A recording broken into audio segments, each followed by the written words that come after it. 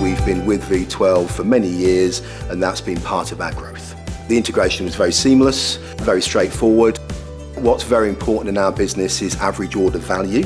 The higher that average order value is, especially in stores, V12 is a very important partner for us. We want to grow with partners rather than sort of plug-ins, if you like. We want to be with people long term. The support from V12 has been amazing. The integration was seamless, and that's reflected in the results we've seen over the past months.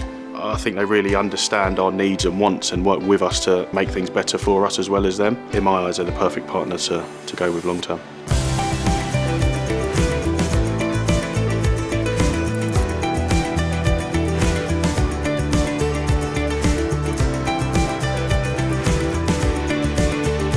When talking about the most important principles to the business and to me on the ground doing the deals, I think it's really, really straightforward.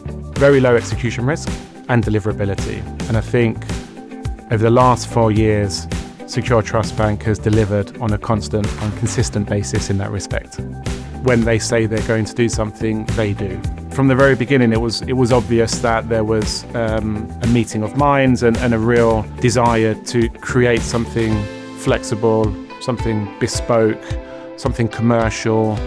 Normally when we're looking to partner with a lender, speed, flexibility and sort of good working relationship is really important to us. And that's largely the reason why we've worked with Secure Trust for so long, because we have all those three things in abundance. What we really appreciate about the team here at Secure Trust is they grasp things extremely quickly, and ultimately that comes from experience. The team have got a fantastic track record of supporting us and our competitors in really what are the most complex transactions out there.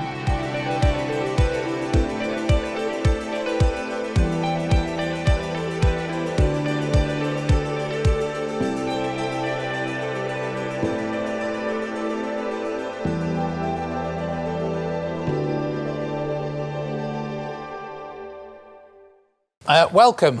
Great to have you all at Investec and online today. Just to briefly introduce myself, I'm Ian Corfield, I'm the CEO. I joined the business in the middle of last year, and despite my youthful looks, I've actually spent 25 years in financial services, predominantly in retail and business banking in 3 different countries. And I'm glad to be here. Now, we're going to spell out a number of things across the course of today, but I guess the key thing for us is why we believe Secure Trust Bank is a strong and investable proposition. There are 5 key reasons behind that. Firstly, we're now lending into 2 scale addressable markets where we've got a strong track record and loads of market share headroom to grow into. Secondly, we'll talk about it more later on, but our investment behind simplification and efficiency in the business is going to drive us to a cost to income ratio that's in line with our sector leaders of 35 to 40%.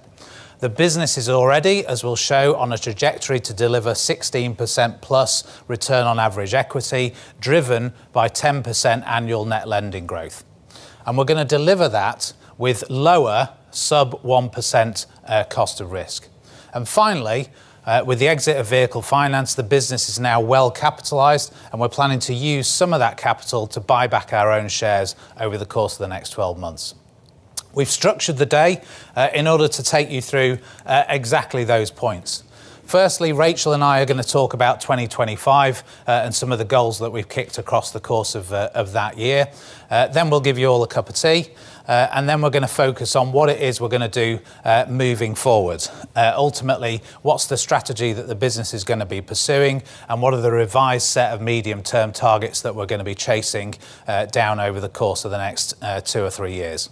Then we'll hear from our business division heads in terms of how exactly they're translating that strategy into plans in their business lines. And then, of course, there'll be a chance to hear from you in terms of any questions that you've got about the business as we move forward. So that's the structure of the day. Let's focus then on 2025. Well, before I do that, I should give you the small type. The small type is all the numbers that Rachel and I are going to talk about over the course of this presentation are on a continuing basis. Of course, online you'll have all the different numbers, but where we're referring to numbers, unless we tell you otherwise, they are on a continuing basis. Now, in terms of 2025, lots of things went on across the course of the year, and of course, there were some missteps. When I looked at the business outside in before I joined, I sort of looked at it and thought, okay, this is a business with some strong component parts, but that's been really struggling both from a regulatory and an operational perspective to make this motor finance business work. And actually coming into the business, that's very much what I've found. There are some really strong key component parts of this business. We've got genuine specialist knowledge, particularly about the credits and the markets that we're now operating in. Secondly, we've got some strong, flexible IT platforms that we can genuinely use to scale the business. And finally, and critically from my point of view, we've got lots of people across the business who want to do the right thing by both the business and their customers. So there are some fundamental component parts that I think allow us to really build the business as we move forward. My job is to make sure that I bring real strategic clarity, that we refresh the team, and that we focus now on delivery. Delivery without missteps is one of the key things that we're going to be driving towards over the course of this year. But if I look back on 2025, again, some strong numbers have been delivered. Return on average equity in the continuing business at 14.3%. We've simplified the business model with the exit from vehicle finance. That's driving a stronger performance in terms of cost to income ratio. Yes, we need to address some of the stranded costs now that we've got as a result of that exit from vehicle finance, and we'll talk more about our cost programme later on, but a strong result across the course of 2025. And then finally, and this again gives me some confidence as we look forward, we've delivered net lending growth of 8% in both retail and business finance. So we've got a strong platform to continue to grow the business and enhance returns as we march forward. If you look at where the business is now, as I say, it is materially simplified. We've exited vehicle finance, that is now discontinued, and as I say, we've managed to grow both in retail and in business finance across the course of the year, and our deposits business has managed to match that growth as we put assets on year in and year out. So a strong set of performances across our different business lines, and I think a business now that is materially simplified from where it previously was. You can see that coming through in some of the key numbers when we look across the business. NIM very stable at 4.7%. As I say, an improved cost of income outcome in terms of 45.2%. Yes, we need to address some of those stranded costs, but the numbers look strong when you look through the lens of the different KPIs in the business. So as a result of all of that, I'm really pleased that we were able to announce an enhanced dividend at 35.5p, a 5% increase year on year. So some strong numbers that have been coming through the business, and that is ultimately what we should expect to see as we move forward. When you look through this historical lens, you can see that the business has been building momentum year on year. We've continued to grow balances with stable margins, with strong operational efficiency starting to come through. That's driving return on average equity, and in turn, obviously really pleased to see capital accretion across the course of 2025. So the business is materially simplified. It's kicked some goals in 2025. That's building on some of the strength that the business has been focused on over the course of the last few years. So now is the right time for us to start to address where do we go moving forward. And obviously this afternoon what we'll do is to reset some tighter medium-term goals so that we can give you clarity on where it is we're looking to take the business. On that note, I'm going to hand over to give you a little bit more detail on 2025 to our fantastic CFO, Rachel Lawrence. Thank you. Just going to get a glass of water quickly.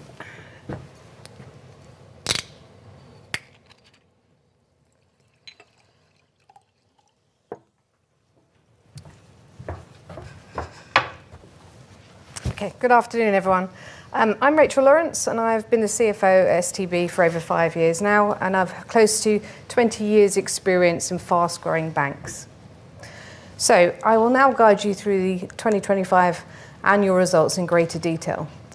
All the figures, as Ian's just mentioned, I'm going to mention are continuing operations unless I specify otherwise.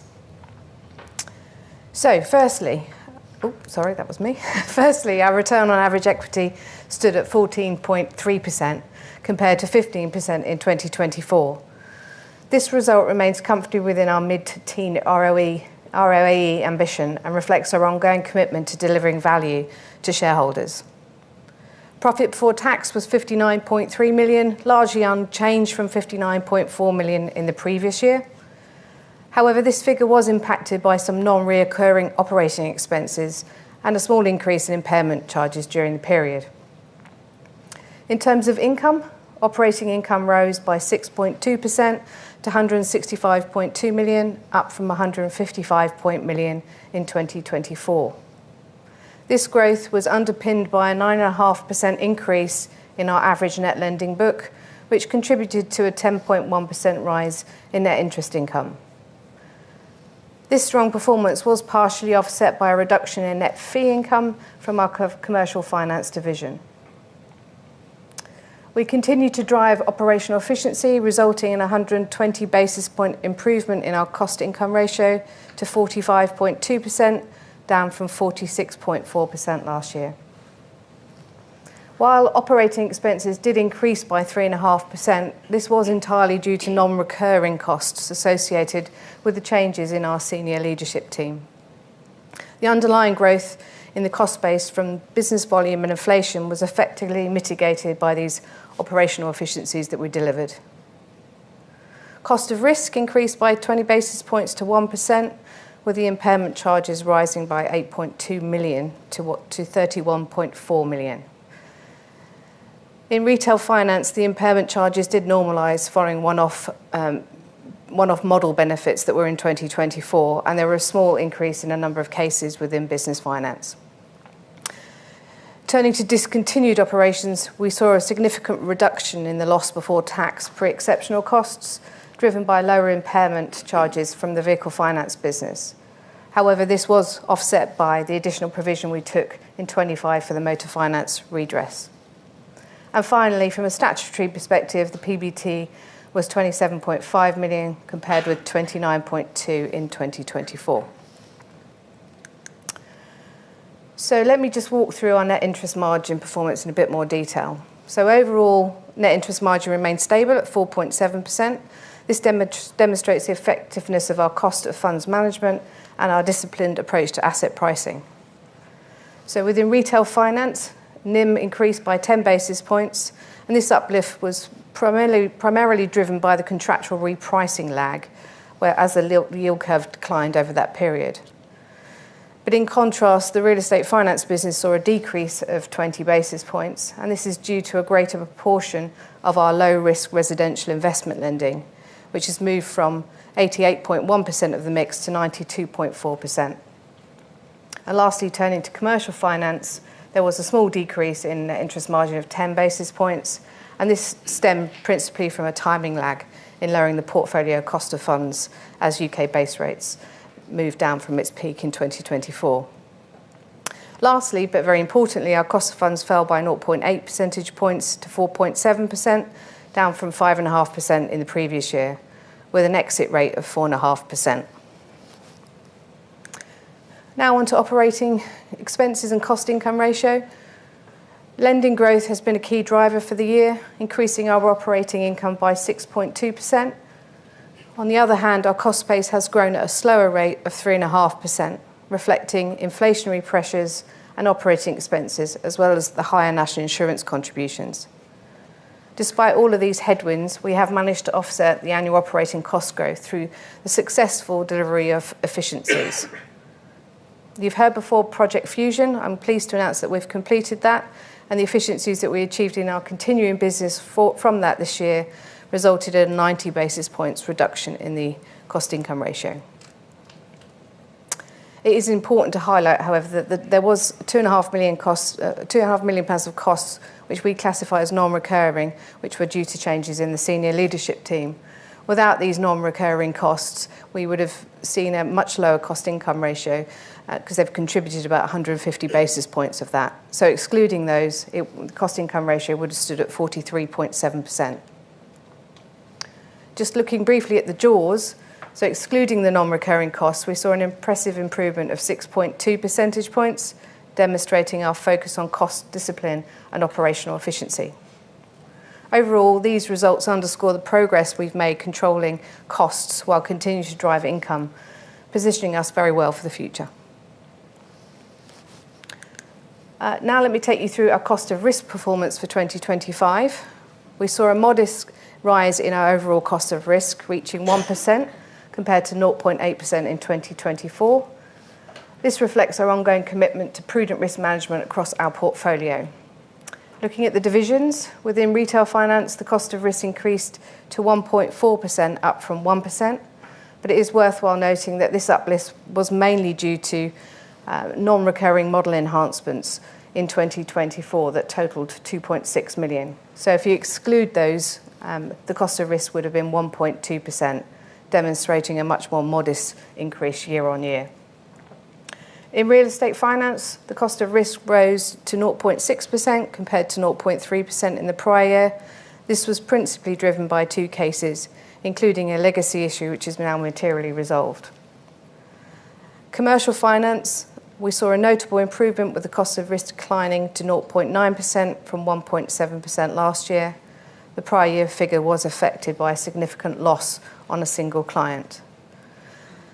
Our overall coverage ratio remains steady at 1.4%, unchanged from 2024, and overall the impairment provisions increased by 2.1 million, driven by 13.9 million relating to new business written and an additional 2.5 million of management overlays. These overlays are applied to ensure our provisions are accurately reflecting the current risks in the portfolio. We've experienced minimal changes in macroeconomic scenarios this year. So overall, these results reflect our disciplined approach to credit risk management and demonstrating our ongoing efforts to accurately provision against current and emerging risks within our portfolio.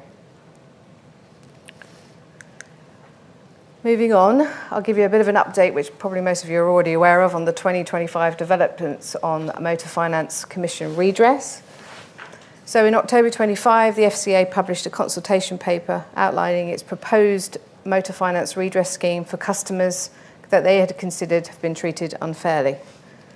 This proposal is obviously subject to consultation, and we expect the FCA to come back to us by the end of March with an update on what that policy will look like. But in anticipation of the scheme, the bank recognised an additional provision of 16.4 million to cover the potential customer redress and associated cost. So this figure was based on updating our range of probability-weighted scenarios with a high likelihood of the FCA scheme being implemented as it was originally proposed. We've already updated that if it was proposed exactly as the FCA scheme, it would cost us a further 6 million. Following the sale of consumer vehicle finance business, we will retain the responsibility for any payments due under the redress scheme for the relevant loans once the scheme is finalised and the criteria is confirmed. So we obviously are closely monitoring the situation. We'll keep all stakeholders updated as the consultation process and further details emerge. Right, moving on to the balance sheet. Our cash balances have increased year on year, which largely reflects a £45 million cash deposit we received from the sale of the consumer vehicle finance business at the end of December. That sale has now successfully completed as of the 25th of February this year. Our continuing loans and advances to customers saw an increase of 8.1%, with growth primarily driven from retail finance and real estate finance. And also our discontinued loans and advances have reduced as the VF PUC continued to wind down after we decided to cease lending in that business. Deposits from customers have grown by 8.2%, supporting the expansion in the lending book. On the other hand, the wholesale funding decreased by 43.9%, which is fully attributable to the early repayment of TFSME. Importantly, shareholders' equity increased by 3.8%, reaching 374.3 million, and the tangible book per share rose by 5.8% to just shy of £20. Let's now just turn to loans and advances to customers. As you can see in this slide, our total loans and advances have increased to 3.3 billion, up from 3.1 billion in 2024. This represents a solid growth of 8.1% in the year, underlying the continued momentum in our lending activities. When we break down this growth by business line, retail finance delivered an impressive 8% increase, with particularly good, strong gains in the furniture sector. Real estate finance saw an even stronger growth at 9.4%, driven predominantly by further expansion into residential investment lending. Commercial finance also contributed positively with a 3.2% increase, which largely reflects the volume of new facilities written and drawn during the year. Looking at our lending mix, the overall portfolio is gradually shifting towards business finance. At the end of 25, business finance now represents 56% of our total lending portfolio, compared to 55% in the prior year, while consumer finance accounts for 44%, slightly down from 46% in the previous period. Turning now to our capital position for 25, we've seen continued capital accretion over the year. Our CET1 ratio increased by 60 basis points, reaching 12.9%. This improvement reflects our ongoing efforts to strengthen our balance sheet while supporting growth in our lending portfolio. So if we take a closer look at the drivers of this capital progression, the capital required to fund our lending growth was comfortably met by reductions in RWAs, largely driven to the run-off of vehicle finance and by retained profits following the deduction of some exceptional items. These factors have all contributed to the uplift in our capital ratios. Those exceptional items actually totaled 24.1 million, which are all exclusively related to vehicle finance. The sale of that vehicle finance business has released additional capital, further improving our CET1 ratio on a pro forma basis to an impressive 14.7%. In line with our progressive dividend policy, we are proposing a full-year dividend of 35.5 pence per share. Our robust capital headroom above minimum regulatory requirements provides us with the flexibility needed to support future growth initiatives. Overall, our capital position remains strong, underpinned by disciplined management and the strategic actions that we took during the year. The combination of improved capital ratios, healthy capital headroom, and consistent dividend policy positions us well for sustainable growth in the periods ahead. Next, on to funding and liquidity. We continue to increase our funding at low cost, which has been instrumental in supporting the growth of our lending book. So customer deposits grew by 8.2% compared to 2024, reaching 3.5 billion. This growth in deposits has not only supported our lending expansion, but importantly, deposits remained stable compared to the first half of 2025, as a deliberate reduction of our vehicle finance book lessened the need for any additional funding. During the year, we secured 1.8 billion in new funding. But it is worthwhile to note that over 59% of that funding is due to mature in the next year. This gives us both increased sensitivity to changes in cost of funds, but also allows us to remain agile and respond to the market. In terms of deposit security, the Financial Services Compensation Scheme, now covers over 97% of our total deposits, offering significant protection to our customers. Additionally, we've also increased our funding in sale and repurchase arrangements to just over 200 million, up from 125 million in 2024. From a liquidity perspective, our liquid assets consist of balances held with the Bank of England, cash and gilts. Our regulatory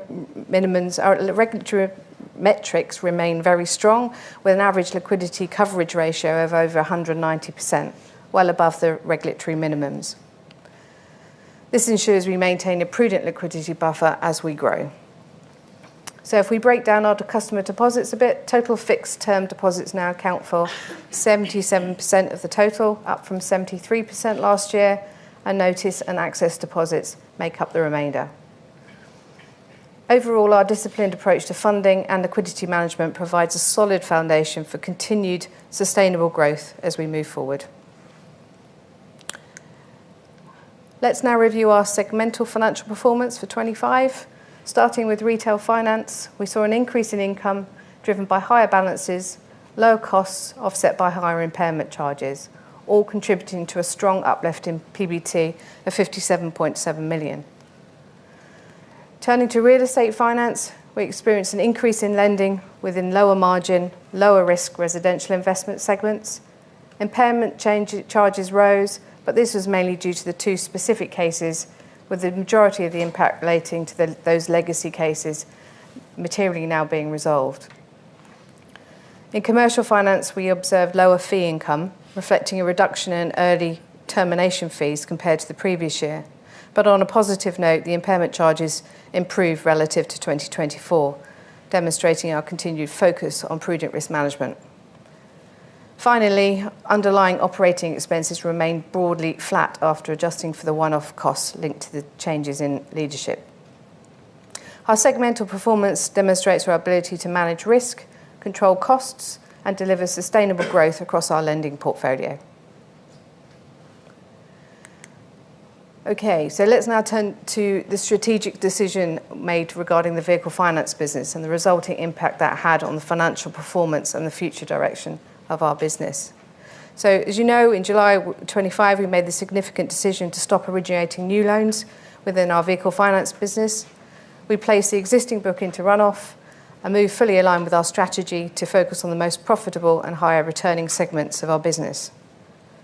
The rationale behind this was clear: to improve our return on average equity and unlock capital that can be better deployed into our continuing businesses, supporting a more sustainable and attractive returns for our shareholders. To reinforce this strategy, I'm pleased to confirm that the sale of the consumer vehicle finance business was completed on the 25th of February, and this transaction accelerates our exit from vehicle finance, generates immediate value, and unlocks additional capital for reinvestment. The consideration received was 458.6 million, resulting in a net gain on sale of approximately 9 million, which will be recognised in our 2026 results.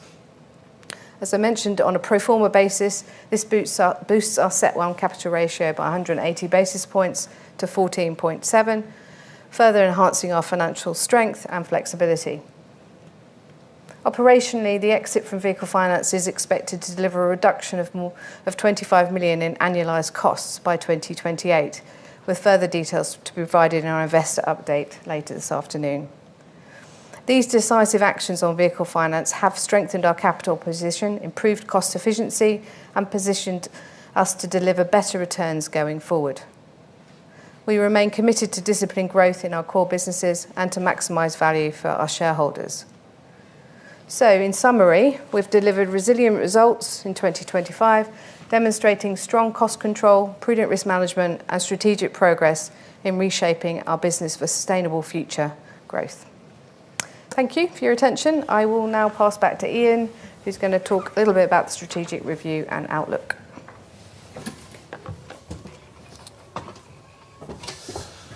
Thanks, Rachel. I love these things. They're fantastic. So just to briefly recap in terms of 2025, relative in particular to the strategy that the business was trying to pursue. We have materially simplified the business. Obviously, we've already talked about the exit of vehicle finance.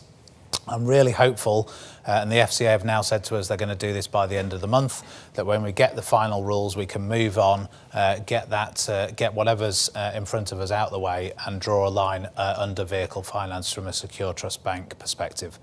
Secondly, Project Fusion, I think, points to what we can deliver from a cost point of view. That 8 million has been delivered, and that programme has been closed. And finally, we are now operating as one group. The business is one unit. It's got, as I say, two lending divisions and its deposit business. So we've materially simplified the group as we move forward. We've also made some significant enhancements from a customer point of view. 90% of our retail applications are now auto decisions in 6 seconds. And I think that when you look across the business, our approach of combining both a digital and a relationship-led approach is really making a difference. So those sort of enhancements from a customer point of view are some of the things that have underpinned the, I think, impressive growth that the business has delivered over 2025. 8% growth both in retail and in business finance has been driven by record volumes in both of those divisions.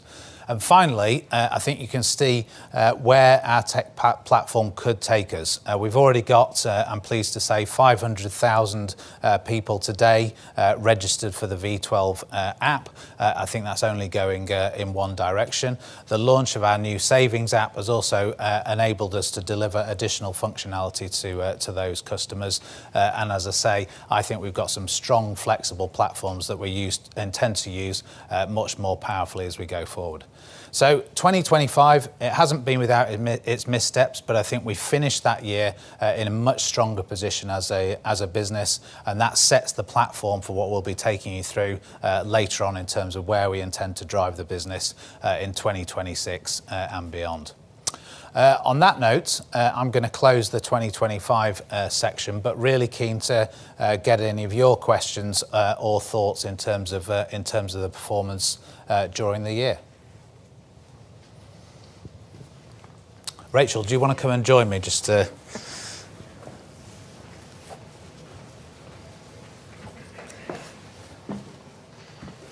So happy to take any questions that we've got in the room, and then obviously we'll go to online.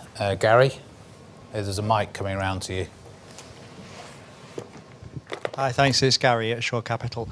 I just wanted to ask about deposit markets and competition in deposit markets. I think we heard from OSB recently that they'd seen a bit more competition. I've heard from Shawbrook this morning that they haven't seen an increase in competition. So just interested as to what your view is on deposit market competition at the moment and how you're positioned.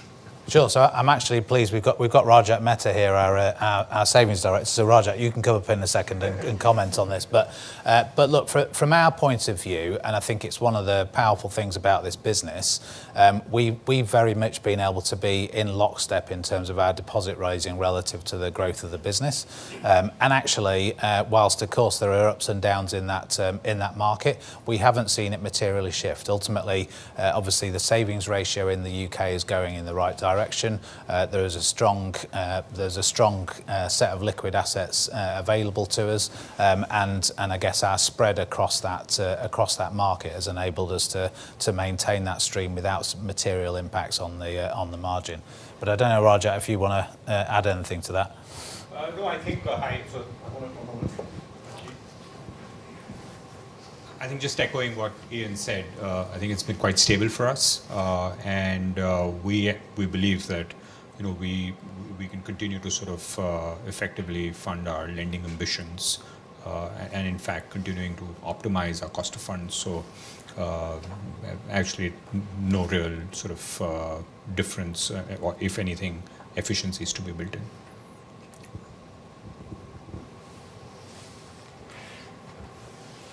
Hi, Alberto Chalita, 8 Wonder Holdings. I have another questions on the deposits. When I look at 2025, most of the growth in deposits came from ISAs, and with the change in regulation where the limit is moving on the cash ISAs moving down to 12,000, how should we think of that going forward? How should we think of the growth of the ISA deposits? Again, I'll get Rajat's comment in a second, but I guess from a sort of headline point of view, we don't expect a material impact. Firstly, that's not coming in until 2027. But secondly, ultimately it depends what you expect to happen. I don't expect all of those cash deposits to flow directly into shares. I suspect a large chunk of them will continue to be spread across the deposit market, but just in less tax efficient vehicles. So we still think there's going to be strong availability for us. But Rajat. Yeah, I mean, I think if you look at our market share in the deposit market of 2.1 trillion market is 0.17%. So we see a very large headroom to continue to grow. If you also look at the ISA market over the last many years, the cash ISA market has actually grown at a much faster clip than any of the other deposit sort of segments. So that growth may sort of curtail a bit, but our customers are essentially the higher value sort of customers we're talking about. It, our average balance per customer is 41,000. So essentially, these are relationships that we've held for a period of time, and we don't actually see a material impact of this on our ability to raise new deposits. We will continue to add new products, and I think we're very well diversified on our ambitions on savings. So we'll have to see how it sort of evolves out, but I don't think it impacts banks of our size. If anything, there is enough headroom for growth in the future.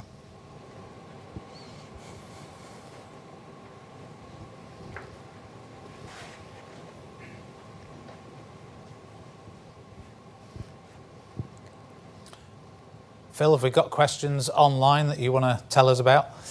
So we have got questions online, but they do relate to the future strategy. So the proposal is to save those for the second session. Ian. Okay. All right. Well, unless there's other questions that people want to put in the room, then maybe we'll pause there. We'll have a slightly longer cup of tea, and we'll come back for 2:15, where obviously we'll be talking about 2026 and beyond. Thank you very much. Right, welcome back everyone. Thanks for returning for the second half. This is our chance to really talk in a bit more detail about our plans for 2026 and beyond. So we've deliberately structured the next bit of time in order to give you some more detail around that. Firstly, I'm going to outline the strategy that we're going to be driving towards and the revised medium-term targets that we'll be focused on. Then Rachel's going to take us through, in particular, our approach to capital allocation, and we'll take you through that in a bit of detail, and then specifically the cost programme that we intend to be launching inside the business. Then we're going to wrap up with some insights from the people leading each of our business divisions, so that you've got a picture of how they're going to take that strategy and convert it into plans in their specific areas. And then there'll be another chance for you to ask any questions or give us your thoughts. So I guess without further ado, I just wanted to very briefly recap on some of the messages from this morning before I talk about where the business is going to go as we march forward. As I said, we've substantially simplified the business. It's now operating as one. We've enhanced, we think, significantly our customer proposition and experience. And as you can see from the sorts of sales delivery that we've seen in 2025, we're really leveraging the networks and relationships that we've built. And we think we've got a really strong technology layer again that will drive efficiency, but also customer acquisition as we move forward. So I think we've made some of the right calls across the course of that year. But also, when you look back a bit, there's been a material change in the group. We've gone from 8 businesses to 2. Those 2 businesses since 2022 have grown by circa 30%. So it's a material lift, a material scaling of the business, and I think shows you the potential as we move forward. We set, I think in 2021, a group of medium-term targets, and the business has made progress against those. Obviously, the vehicle finance business was a challenge in the midst of it, but ultimately the capital ratios have improved, the NIM has remained stable, the balances have grown, and the cost-to-income ratio has improved as a result. So we've made significant progress against those targets, but ultimately, obviously, they were set a fair bit of time ago, but also in an era where the business looked materially different. So now is the time for us to reset both the strategy and also the targets that go alongside that. So as I was saying earlier, we now operate the business in a materially simplified structure. We've essentially got the retail finance business that I'm sure you all know well. We've got the business finance division. We've very deliberately brought that together under one leader in order to make sure that we can make really effective capital allocation decisions. And then our deposits engine, we talked a bit about it this morning, earlier today, is really powering that growth, and we think there's more opportunity in that space as well. So a materially simplified business that we think structures us really effectively to deliver against the strategy that I'm about to outline. Now, where is it we're trying to go? Well, ultimately, we want to get a really, really clear focus on how we create value. And ultimately, we think that's best done by getting really targeted growth that are going to drive returns for all of our shareholders as we move forward. Ultimately, much of what I'm going to talk about in a second, you'll see some component part of it in a lot of specialist banks. So for me, it's being really clear about what the strategy is, but then obviously focusing very heavily on delivery against that strategy. That is the thing that's going to differentiate this business. But there are three component parts to what we're going to try and drive towards. The first one is product expansion. As I said earlier, we're now operating in two scale addressable lending markets and, of course, the vast deposit market in the UK. We think that actually, given that we're currently going to market with asset-based lending, with some real estate financing, investment and development finance, with a sort of a decent but fairly vanilla set of deposit products and point of sale lending, but again in a narrow group of sectors. We think we've got a whole bunch of opportunities, which I'll talk about in a second, to expand that product set without significantly moving outside where our current capabilities are. That's the first point. Secondly, in terms of effective digital solutions, again, we think we've got an opportunity to both improve the efficiency of the business and improve the customer experience, utilising a group of the platforms that we currently deploy inside the business. We also have a very significant opportunity to tighten that architecture, i.e. get rid of legacy platforms and utilise the platforms that we've got, the scalable platforms, much more effectively. And then finally, in terms of capital discipline, as you'd expect, we want to make sure that we are taking the opportunities that are in front of us that are going to enhance returns. Now, sometimes in businesses, you're sort of like, okay, I'm trying to grow, and that sees me trying to take every opportunity that's in front of me. The great thing about this business, I think, and the markets that we're operating in, is that we can pick the opportunities that are genuinely going to enhance shareholder value.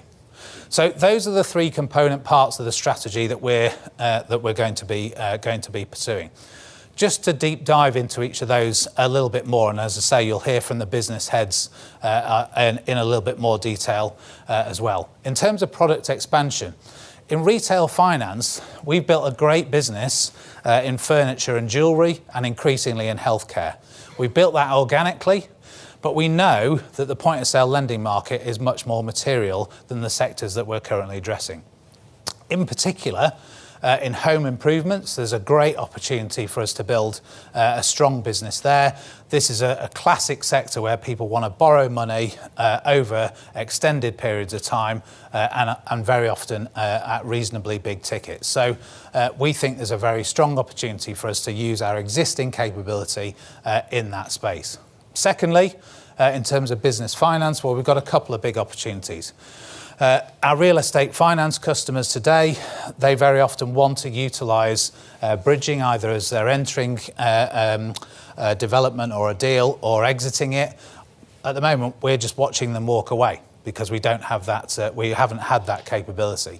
Equally, there are lots of people who enter that market through a bridging facility, and we're not able to talk to those customers. So with a slight switch in our capability, adding some additional people into the team, that's a business that we're already up and running in. And then in specialty lending, we've built a strong asset-backed lending business, but we've watched as others have offered wholesale funding lines to non-bank lenders and have built material and substantial businesses on the back of that. Again, we require some additional knowledge and capability in order to move into that space. We're already bringing those people into the business. But fundamentally, it builds on the key component capability that we already have in our asset-based lending business. And then finally, from a deposit point of view, look, as we talked about earlier, we've got a good spread in that market, but there are areas like reward accounts and other areas of the deposit market where we think there are opportunities for us to enhance our customer relationships. At the moment, we know that a customer who has multiple products with us has 2x the deposits. So there is a material opportunity for us by expanding our product set to really deepen our relationships with those customers and enhance the average holding that we've got with each of them. So products are going to play a key part as we target higher returns. Secondly, effective digital solutions. Look, again, there are a number of opportunities for us using the existing platforms to really enhance our capability in this space. In retail finance, we're going to be building an eligibility checker so that customers, particularly in home improvements, but across our different sectors, are able to understand how much they can borrow before they go through a full application and before they make their purchasing decision. We think that's really going to enhance that customer journey in the markets that we're seeking to address. In business finance, we're building a digital application portal so that we can handle business much more efficiently. That's how customers expect to be doing business, particularly in bridging finance, and that will drive efficiencies into the business in tandem. And then in deposits, as I said earlier, we're really proud of the new app that we've built, but we know that there are lots of enhancements and capability improvements that we can build in that, again, will allow us to deepen relationships with customers. And all of that is going to be delivered through a tight, single group focused IT strategy that really builds those effective digital solutions. That's the second leg. And then finally, obviously, we're going to be focused on capital discipline. Ultimately, from my point of view, growth is not the objective, returns are. So as we're having debates, and we have this sort of week in, week out about where the opportunities are that we're going to be taking, we are looking to drive returns. That is ultimately our focus. We want to make sure that the capital that we've now got in the business is really effectively deployed, and our focus is turning that ambition into returns rather than just a headline growth rate. So those are the three key component parts of the strategy. As I hope you'll get from that, our focus, as I say, is how do we make sure, yes, we can scale the business, but equally that we are driving returns to the bottom line and in terms of the return that we get on capital in tandem. Therefore, as we've debated what medium-term targets we should be moving towards, we've looked at those through exactly that lens. And we've set just two. And we've set two because we think actually these are the things that we're really focused on. We want to make sure that we're driving a business that gets us to north of 16% ROAE, and that is powered by a circa 10% increase in lending growth each year. We're going to do that, of course, with a strong capital base, with a focus on cost to income ratio, with making sure that we manage the margins to a broadly stable position. And we will give you guidance, and Rachel will talk a little bit more about this later on in terms of where we're going to go each year. But in terms of our medium-term targets, these are the two that we're going to be focusing on and the two that we are driving the business towards. We've got a really, really clear focus on driving shareholder value, and that's what we think these two targets are going to do for us. Why are we confident in terms of getting there? Well, ultimately, we're confident because the maths add up. If we can deliver 10% growth, if we can do that whilst maintaining RAM and a stable RWA mix, and we believe we can, and by the way, that sort of 60-40 split that we've got today between business and retail finance, we expect that to remain broadly stable as we move forward over the course of the coming years. And then when we layer on top of that high operating leverage, we get to that target of 16% ROAE. So we're confident that we can deliver against it. We believe we've got the strategy in place to do it. We've refreshed the team. We've exited vehicle finance, and we think we've got every opportunity now to really move forward and deliver the sorts of numbers that you all expect to see from this business. On that note, I'm going to hand back over to Rachel, who's going to talk a bit more about our capital allocation and our cost approach. Thank you. Thanks, Ian. Okay, so I'm delighted to share with you our approach to capital management, provide you a practical example of our capital framework in action following the recent exit of vehicle finance, discuss some cost management, and also offer some specific guidance for 2026. So our capital framework is designed to optimise the deployment of our capital resources, focusing on sustainable growth and the creation of long-term value. This disciplined methodology ensures we maintain strong capital buffers while strategically allocating resources to advance our business objectives and deliver consistent value to our shareholders. Capital generation is driven by prudent earnings, asset disposals, and operational efficiencies. The decision-making process begins with a thorough assessment of our available capital buffers, safeguarding our financial resilience. We then evaluate each deployment decision based on projected returns, risk profiles, anticipated regulatory developments, and current market conditions. This comprehensive analysis allows us to align capital allocation with our strategic priorities of balancing risk and opportunity to achieve the best possible outcomes. So let me begin by outlining the key stages of our capital deployment process. So first and foremost, we conduct a thorough review of our capital buffers. This disciplined evaluation ensures we maintain the financial stability required to meet regulatory obligations, providing us with a strong foundation for making prudent and well-informed capital decisions. A major pillar of our approach is maintaining our CET1 ratio at approximately 13%. Prioritising this target strengthens our capital base and bolsters the bank's resilience, particularly as the regulatory landscape continues to evolve. By keeping our CET1 ratio at this robust level, we are well positioned to changing conditions and safeguards the interests of all of our stakeholders. So once we've ensured our capital buffers are secure, we assess any surplus capital for the most effective use. Our preference is to direct this excess into divisions of the business that offer the highest projected returns and the most sound risk profiles. So by prioritising investment in these growth areas, we drive sustainable performance and build lasting profitability for the group. Alternatively, when appropriate, we evaluate options for returning that capital to shareholders, either through enhanced dividends or share buyback programmes. This approach ensures any surplus capital is put to work efficiently, providing ongoing value for our investors.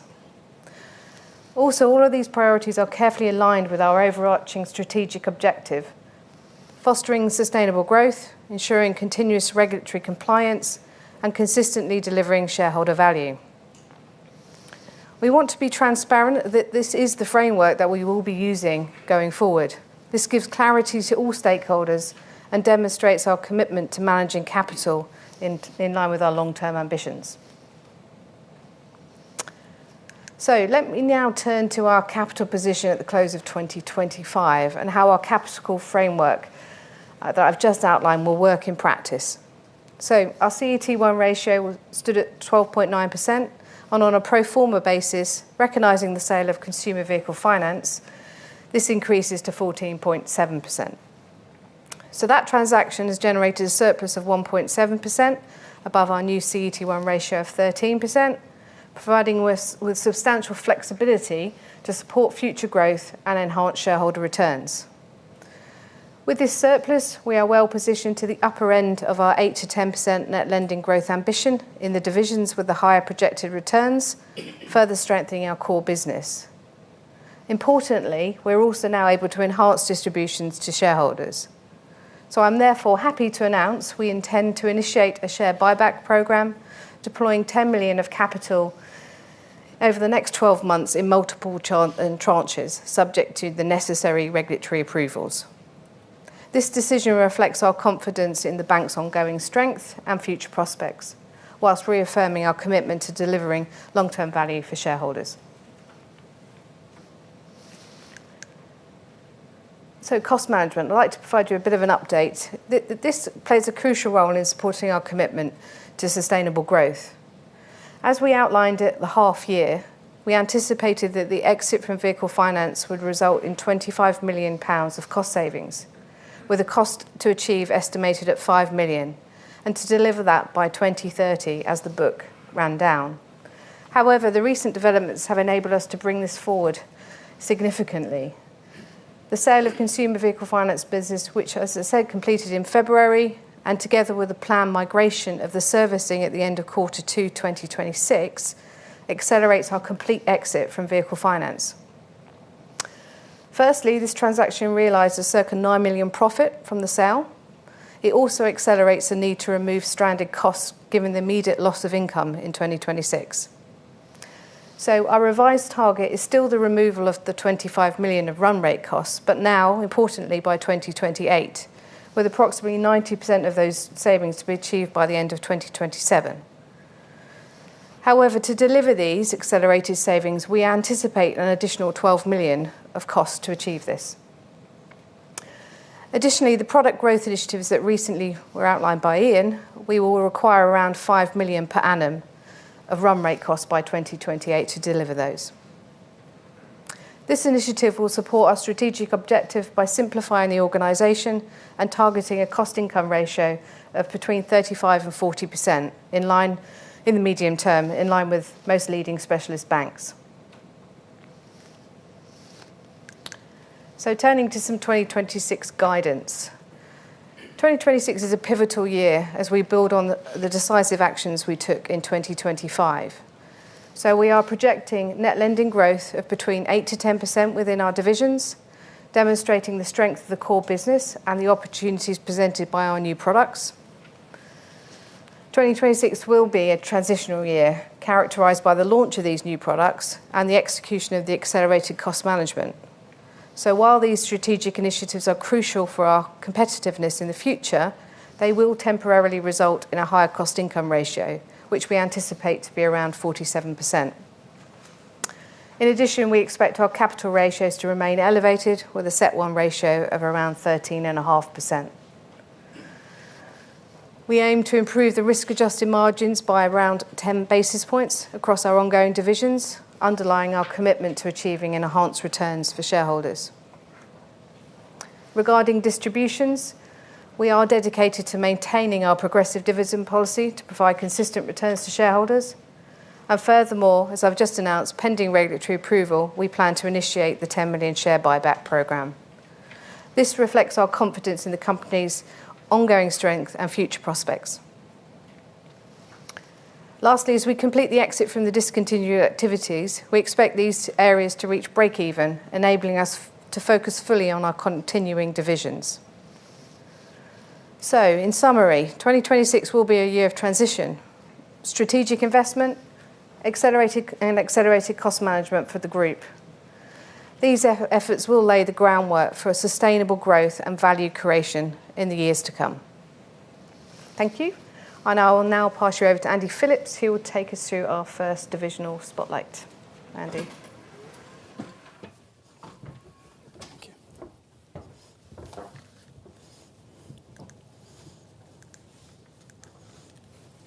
Good afternoon, everybody. My name's Andy Phillips. I'm the Managing Director of V12 Retail Finance. I've been with the business for 11 years now, originally joining as the Sales Director back at a time when we were a small challenger business writing around £50 million worth of lending per annum, a figure that we now more than double every single month as I stand here today. I've been in the industry, though, for 20 years. Prior to V12, I was held roles at Hitachi Capital, Lloyds Banking Group, and BNP Paribas.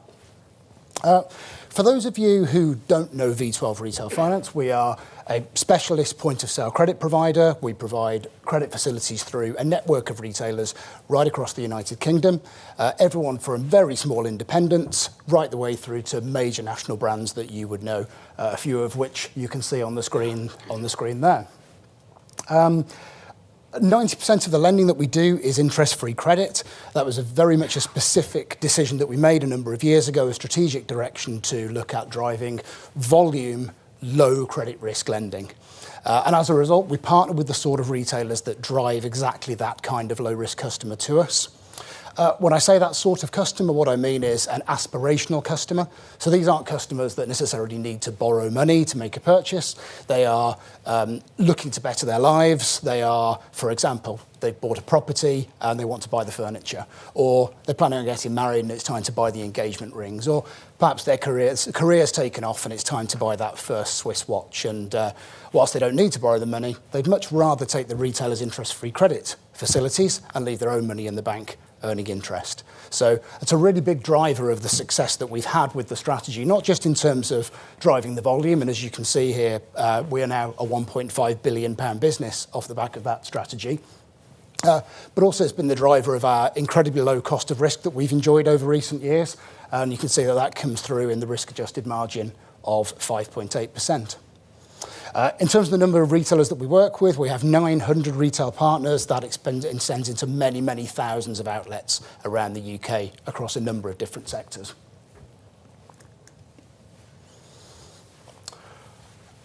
In terms of our market share and where we operate, we use the Finance and Leasing Association statistics to gauge where we are in terms of market share and also how much business we're writing in each individual retail sector. So as you can see from the statistics, we currently have a market share of 15.5%. Our total addressable market is between 9 and 11 billion pounds. What I've tried to do here on the left-hand side is just to show you some of the different sectors that we're active in and where we have particularly high market representation and where that's lower. You won't be surprised to see that we have a very high representation in the furniture and jewellery markets. According to the FLA statistics, we rank numbers 1 and 2 in those two sectors. And again, that shouldn't be surprising because they are exactly the sorts of retailers that drive the kinds of customers that I've referred to. What I would add, though, that's quite important is even though we have a really good representation in those sectors, we also have really significant runway in front of us in terms of additional opportunities, and there's a couple of reasons for that. Firstly, I think the important thing to remember is we actually are still only the third largest player in the sector, and that's easy to forget when you look at the market share that we have and the size that we are. There are 2 players out there bigger than us, and we've proven time and time and time again that we're well capable of taking business away from those competitors. So still plenty for us to go at, even in the markets where we have a strong representation. Also, we're really operating at scale now as well, and that's opened up a number of opportunities for us that perhaps weren't there before, because now we're able to push into much larger volume opportunities with a very limited impact on the cost base. And again, that opens up a lot of new avenues, even in those high market share sectors, to do some deals that we perhaps couldn't have done a couple of years ago. Just looking at the medium market share, I've picked a couple here. There's a number of different sectors that aren't named here on the slide. I've mentioned leisure and healthcare.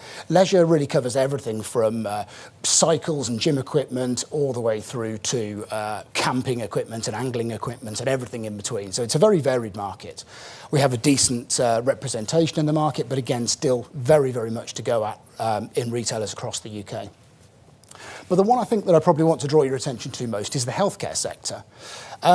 The last time I stood up at one of these occasions was 2 years ago, and I remember talking about how we quite like the look of the healthcare sector as a next area for us to look to penetrate. And at the time, I remember saying we'd already made a bit of a start on things, and 2 to 3% of the new business that we were writing was now in that sector. As I stand here today, that's nearly 14%. So again, it just goes to show that we're very good at looking at these sectors, understanding what the retailers in these sectors need, and then attaching to them our points of difference, our rights to win, if you like, to make sure that we add real value to those retailers and to their businesses. So it's been a really big driver of our success. Then finally, low market share. It's no secret because Ian has already mentioned it, but home improvements is a very, very obvious one that stands out quite clearly.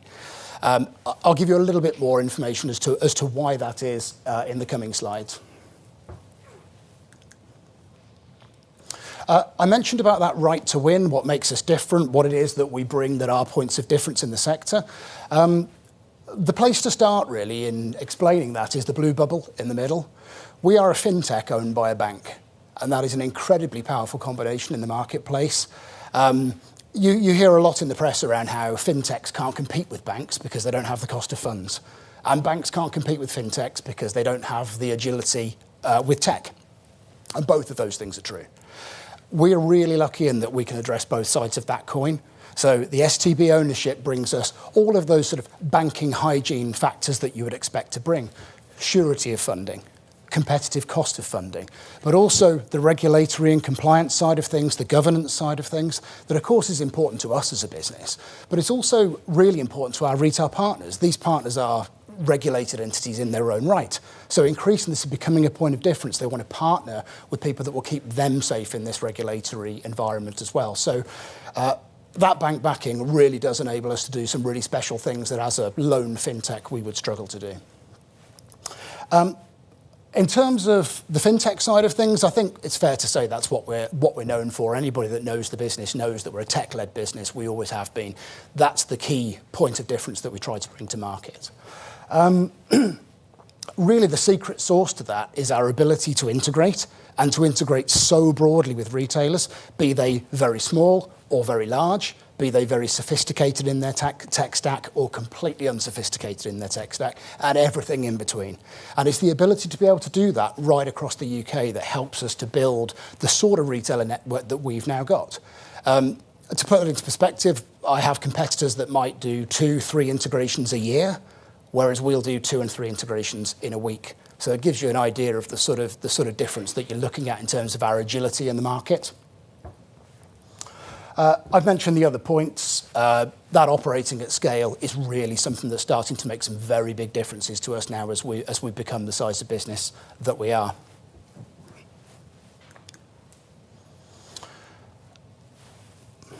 Excuse me. I've missed one thing. There's also another important element to mention. Ian mentioned around the percentage of applications. 90% of applications made in under 6 seconds is fantastic. It's something that we've been working on very hard over the years to make sure that we maintain that performance. But there's one more area that I'm going to mention here rather than perhaps later on, which is the omni-channel reach.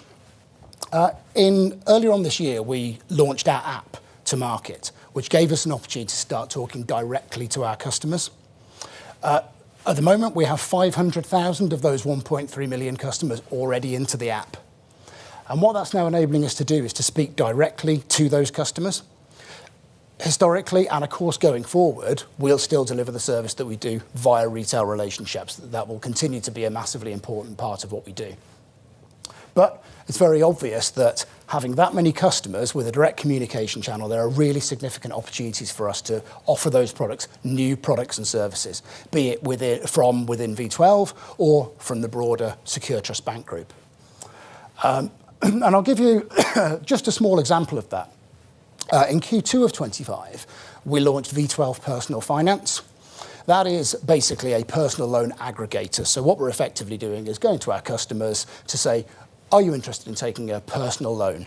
If you are, come here to complete an eligibility check, and we will then place you with one of a panel of lender partners, which we've now built partnerships with. So this is business that's written on their balance sheet rather than ours, and we receive a fee income for pointing the customers in that direction. Even though it only launched in Q2 of last year, we drove £1 million worth of fee income just from that activity.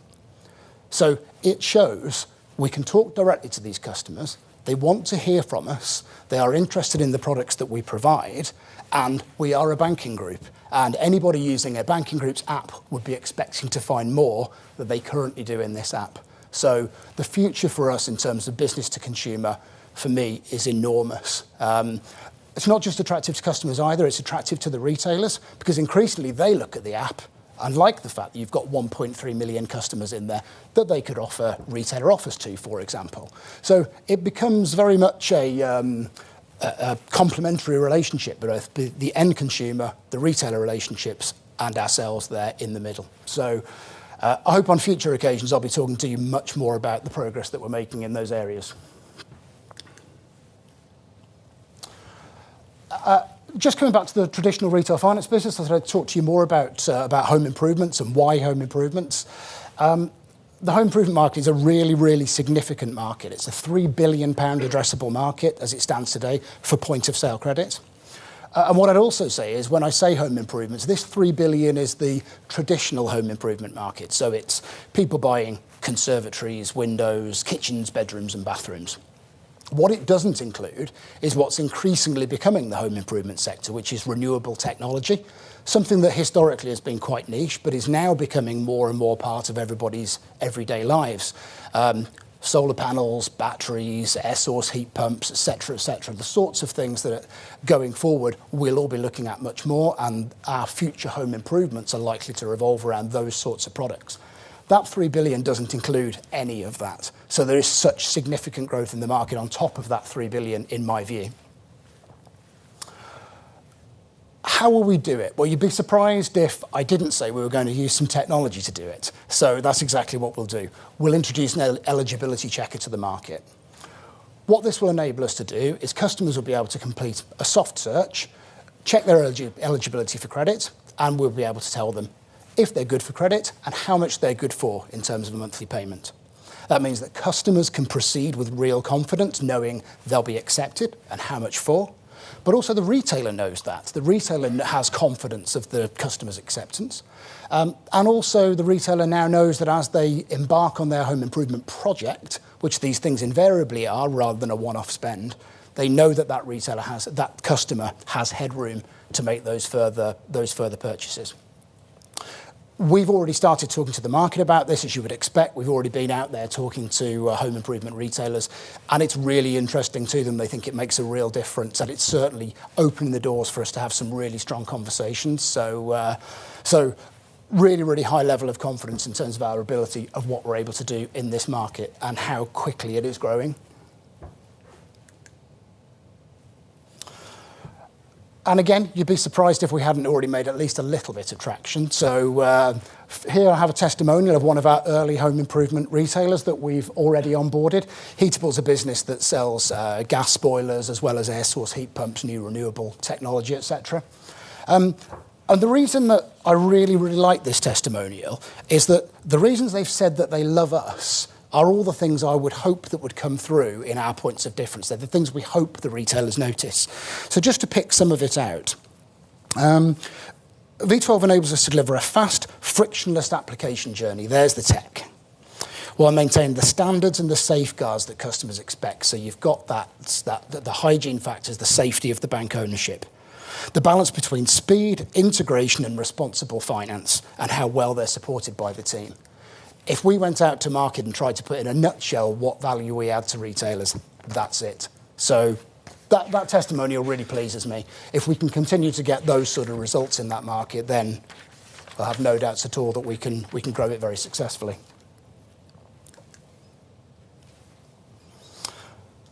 So what do things look like now and next? We'll continue to operate in the sectors that we're in today. As I've already mentioned, we've still got lots of runway there. We've got two guys bigger than us to go at and a proven track record of going at them successfully and taking business away from them. We now have real economies of scale that helps us to do that even more powerfully than we have done in the past. And we've also got those hygiene factors I referred to, that stable funding that's going to enable us to push harder into these future markets, and that gives us a lot of benefits. The home improvement market will come next. As I've mentioned, big addressable market. Our rights to win really do apply there very well. It looks an awful lot like those great quality customers that we already attract today. And again, we've got a proven track record, as I've said, of what we've done in the healthcare market. We can repeat that in home improvements. So we can have a high level of confidence that we're going to be able to apply those points of difference in these sectors and gain some real growth for the business. And then finally, going forward, 1.3 million customers, an app to engage them, retailers that love the idea of putting offers into our customers that seem to be very receptive to have other things from us in terms of products and services, and a banking group that can provide them. So from my perspective, the future in terms of a direct-to-consumer play for V12 Retail Finance is really, really exciting. Thank you for listening. I look forward to fielding your questions later on. But in the meantime, I'll hand over to Luke Jooste to talk to you about business finance. Thanks, Andy. Good afternoon, everyone. I'm not sure which is more concerning, the fact that Rachel and I are the only presenters not wearing ties, or the fact that I've got this massive oversized South African zebra staring at me that looks like it's either going to attack me or be very judgmental about what I'm about to say. So my name is Luke Jooste, and I'm delighted to be presenting to you this afternoon as the MD of Business Finance at STB. Business Finance at STB exists to support UK SMEs who require specialist or event-driven funding in order to help their businesses grow and be successful. We provide deep experience with a proven track record in delivering bespoke, high-value, transactions with certainty and speed across large addressable markets. I've been with STB for just over 12 months now and bring with me over 30 years of experience in the industry, including roles previously as the head of real estate finance for Barclays Business Bank, the head of sales for the FinTech Funding Circle, and CEO of Momenta Finance, which is a commercial lending business in the UK. I'm going to spend the next 15 minutes talking to you about an overview of business finance, our product set, our competitive advantage in our markets, and in particular our product expansion growth strategy in line with what Ian mentioned earlier. And again, as Ian mentioned, we've moved away from talking about separate business units of real estate finance and commercial finance, have now combined these products under a collective business finance franchise. So just moving on to give you a quick overview of business finance. We provide specialist secure lending facilities to UK SMEs ranging in size from 2 million to 5 million pounds. Last year, we originated over 600 million pounds in new business, which took our loan book to a record size of 1.9 billion pounds. And we have delivered 23% of lending growth over the past 3 years. Importantly, we delivered a risk-adjusted margin of 2.5%, underpinned by strong credit underwriting and a laser-focused approach to our portfolio management.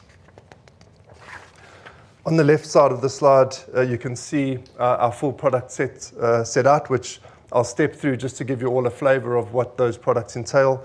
But importantly to say that of that 5 product set, 3 of those products are core to the business and have been in play at STB for over 10 years. And there were 2 new recently launched products which are in line with our product expansion strategy, which I'll touch on in this section, but go into more detail at the end of my presentation and bring them to life with some case studies. So starting off with our residential investment loans, these make up about 1.4 billion pounds of our current loan book, and these are interest-only facilities granted to professional landlords and are secured against large income-producing residential property portfolios at conservative LTVs. And important to say for this product, given the size and the makeup of our book, they are very capital efficient in that they only attract a 35% RWA. Our second core product is our development finance product offering. This product in our loan book is between 60 to 100 million, which is relatively small, but that is by design, given all the headwinds around the housing market and the construction industry. But we're looking to grow this product significantly over the next 2 years, hopefully as those headwinds ease. And this product is all about providing funding to professional property developers to deliver residential houses across the UK.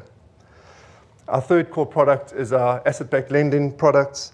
The makeup of this is about 360 million in our loan book, and these are revolving credit facilities granted to SMEs to support a range of purposes, including working capital needs, acquisitions, refinancings, and growth events. And importantly, these are always secured against assets that belong to the borrower, and these range from account receivables, stock, plant machinery, property, or a combination of all of those.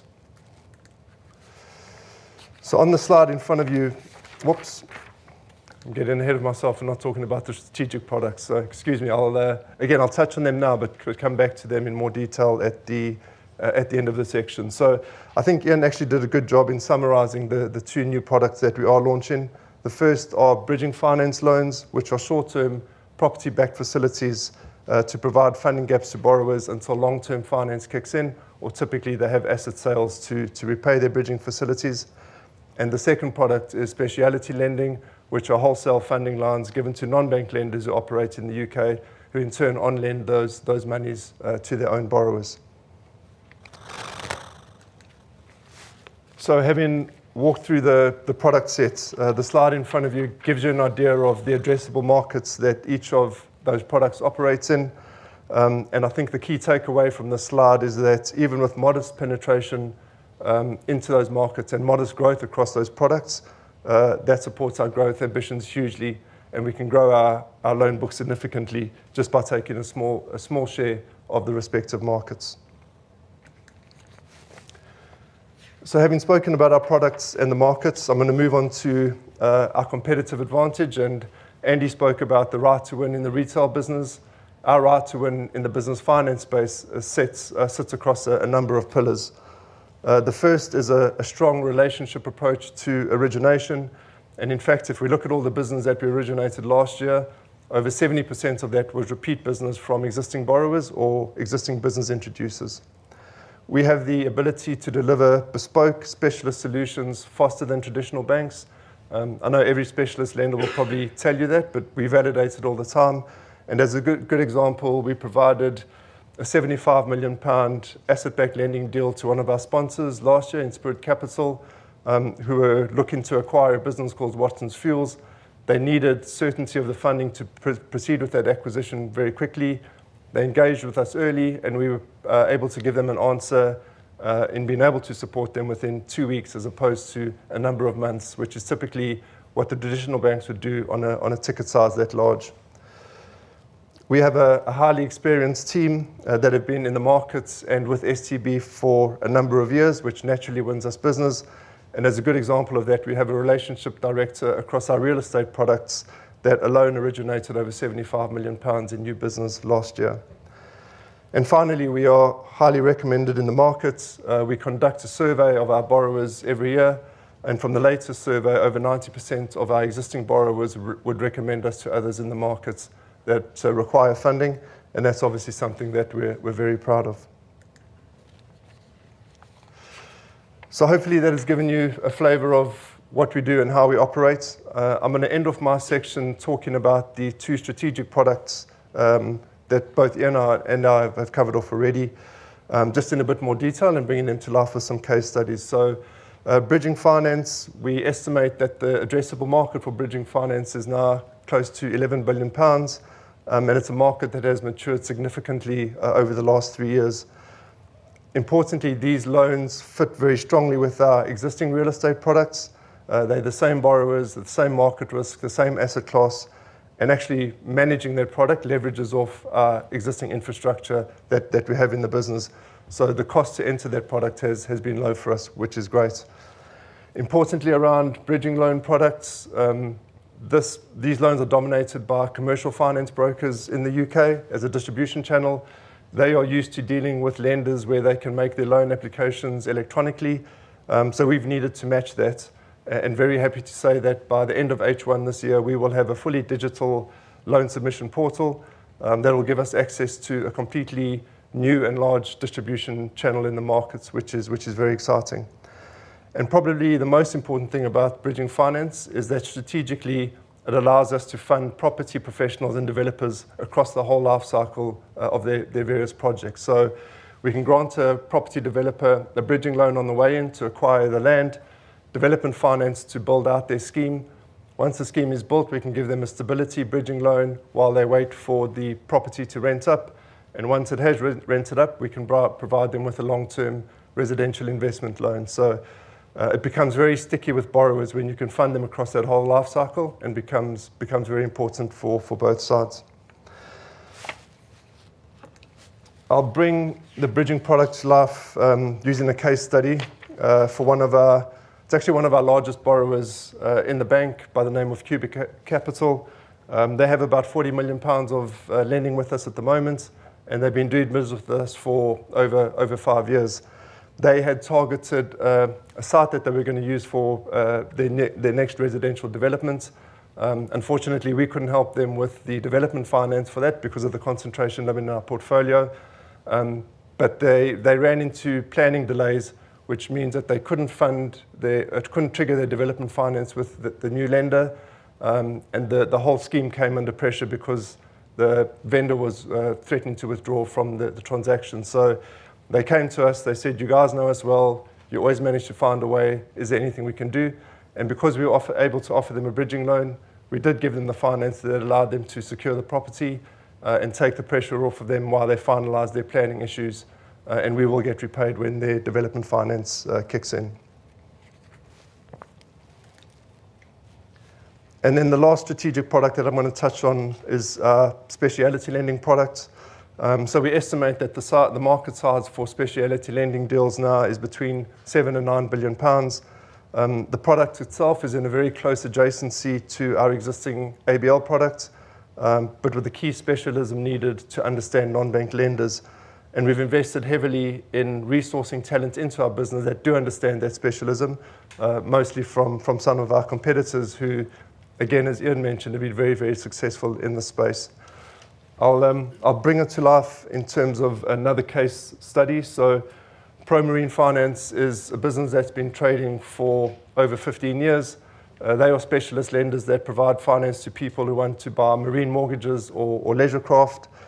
We had actually been prospecting them for about 5 years just because they are such a good business, but we could never quite get our proposition to them to work because we were trying to fund them with an ABL product and they already had a specialty lending product from one of our competitors. So needless to say, as soon as we launched our product, we spoke to them. It became very clear that we could assist them with more funding on more flexible terms to help them grow their business, which we did. And as part of our funding, we refinanced the other lender out completely and took security over the whole business to protect ourselves. And the business has subsequently flourished. Now, unfortunately, the specialty lending industry has been spooked recently by 4 large non-bank lending failures, 2 in the UK and 2 in the US.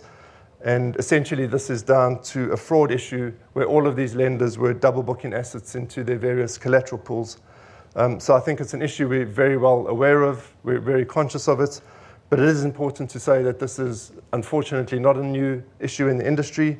And actually, it's a risk to all ABL facilities, not just to specialty lending facilities. We only have to think back to 2021 in the UK, where we had the Arena TV collapse for a very similar issue.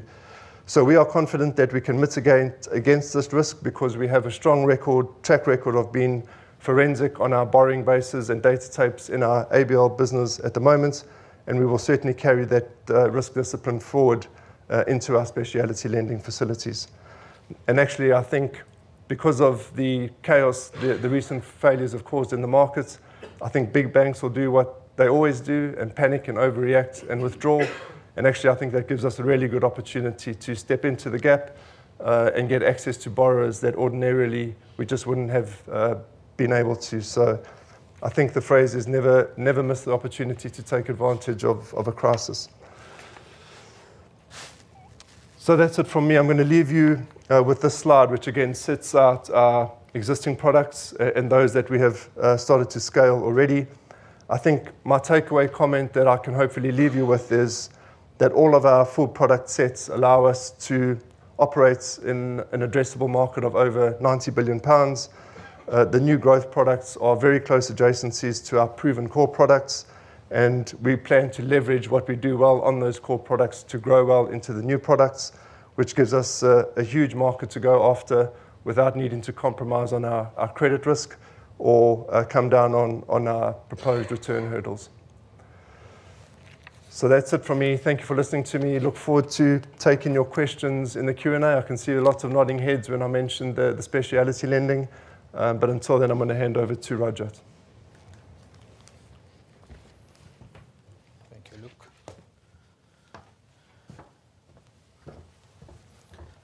Good afternoon. Really happy to be here. My name is Rajat Mehta, and I have recently joined Secure Trust Bank as Savings Director.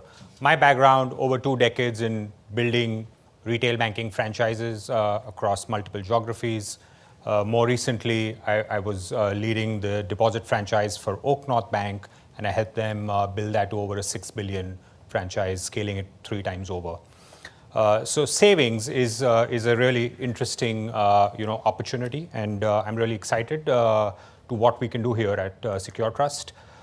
We have a really strong underlying business, $3.5 billion of consumer deposits, as we know, but 85,000 highly engaged customers. These customers have an average deposit size or average relationship size of 41,000. This is a really healthy number. And we think, however, that there is actually opportunity of growing this much further. Over 50% of our book we see has customer balances or relationship sizes between 50,000 and 85,000. And there's a clear trend that customers were trying to maximize the FSCS limit. Now, very recently, the FSCS limit has gone up to 120,000, And we see that as a clear opportunity to actually increase the relationship size with these very customers. Furthermore, when we look at the cross-sell index, our customers hold on average 1.3 products with us. However, only 21% of our customers hold multiple products. So that's a big opportunity. Now, why that could be really interesting is that when a customer holds 2 products, we see their relationship value with us go up by 60%. And if they hold 3 products, their relationship size with the bank doubles. Now, I, for one, see a massive opportunity to really deepen these relationships with our existing customers and, of course, bring in newer customers that can add value. Finally, these customers, our existing customer base of 85,000 customers, have been with us for 38 months and growing.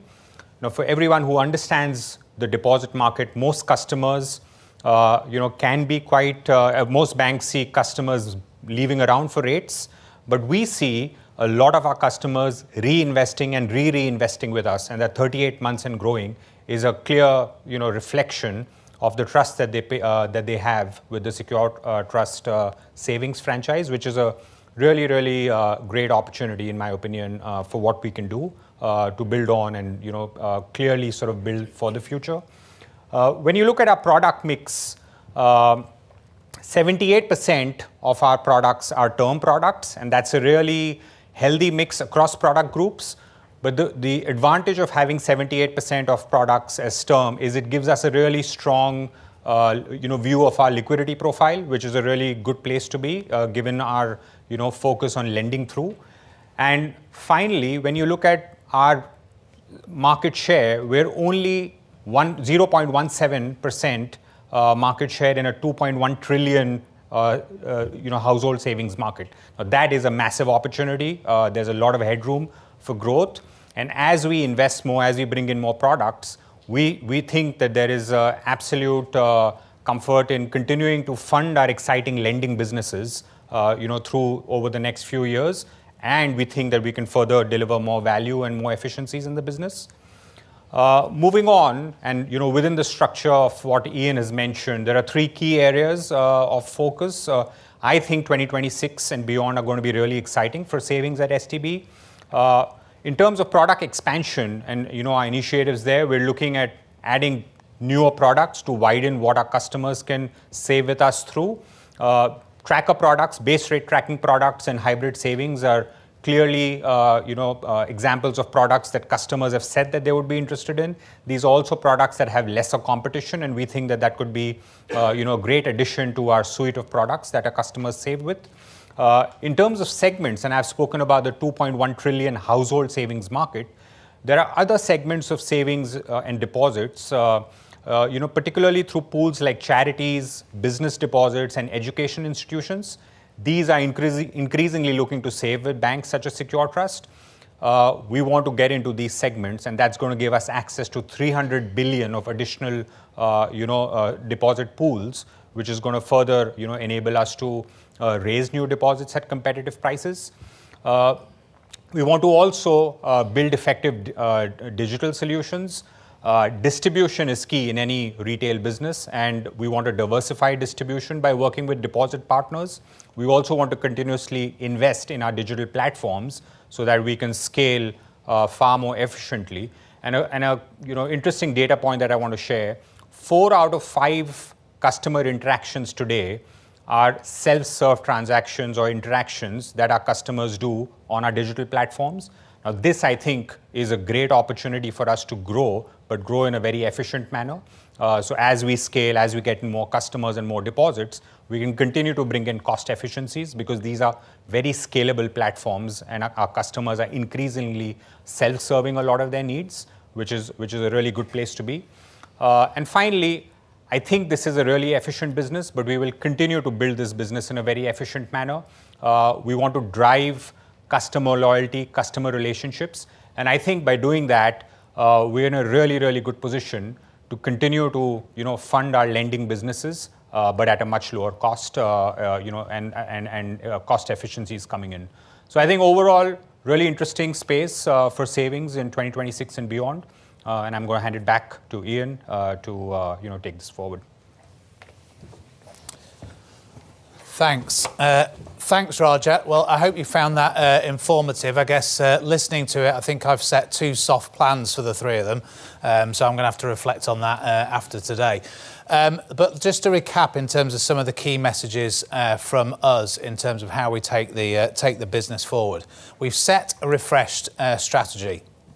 It focuses on making sure that we deliver targeted growth for higher returns. There are 3 key parts of that. We're going to expand our product set, but inside the markets that we're currently addressing, building on the capability that we already have. Secondly, we're going to utilise our strong, flexible IT platforms to make sure that we're really delivering digital solutions for customers. That's going to enhance our distribution, but it's also going to drive efficiency into the business.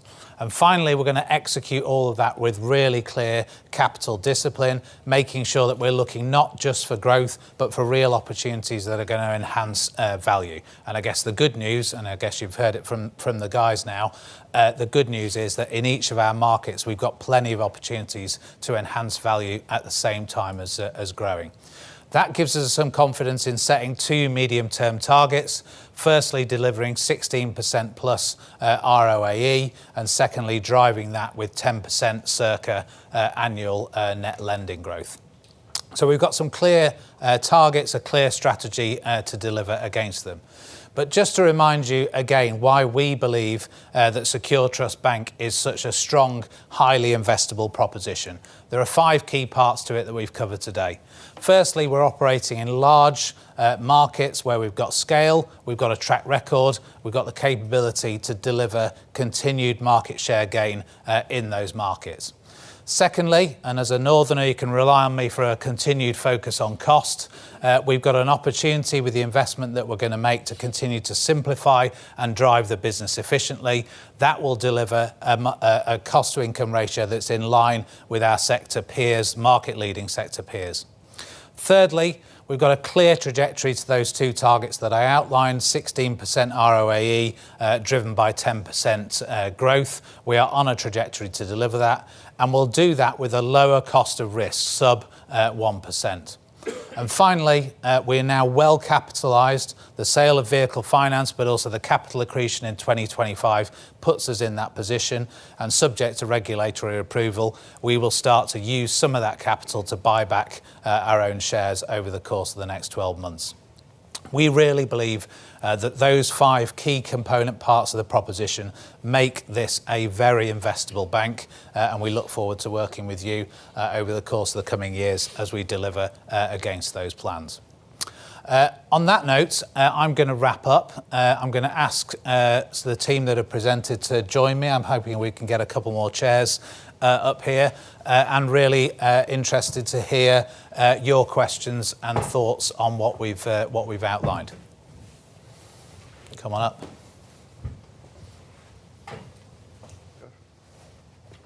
One more chair.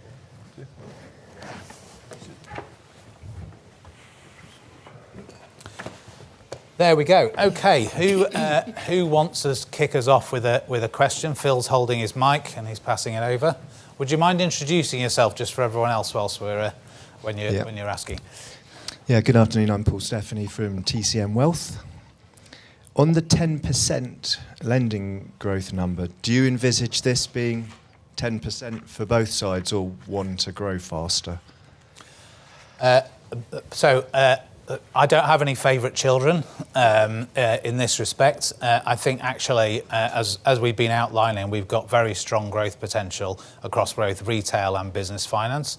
So the short answer is yes, I would broadly expect that. I think probably there'd be a slight skew towards business if I was going to pick it relative to that 10%. But I think I would expect as the bank grows that 60-40 split that we've got between business and retail lending would continue. I don't know, guys, if you want to add anything to that. I think that's right, and just typically because of the deal sizes that we fund are obviously large. We obviously try to manage a granular portfolio, but naturally when you're funding those large tickets, you will see majority of the growth coming out of the business finance side. The other thing just to mention on retail is Up until now, it's been a relatively quick churning portfolio. Moving into home improvements will put term onto that. It's a lot longer term. So we should see retail finance growing, at least as to what we've seen in the past. So within the home improvement sector, perhaps a furniture retailer might be a 2-year agreement and perhaps an average transaction value of a couple of £1,000s. In the home improvement sector, these are 10-year agreements and average transaction values that are 5 and 6 times that size. So it makes it much easier for us to scale and to maintain the size of the loan book. To that end, are there different returns available in different segments of V12? Yes, the returns always vary slightly. I wouldn't say they necessarily adjust by segment. It's more by size, as you would expect. Generally, larger opportunities will be of a slimmer margin to a smaller, more niche opportunity. So you do get differences there. But sector to sector, not particularly. The risk profile adjusts for reasons that I've mentioned in terms of the sort of customers that the retailers attract. But return-wise, not especially, no, pretty similar.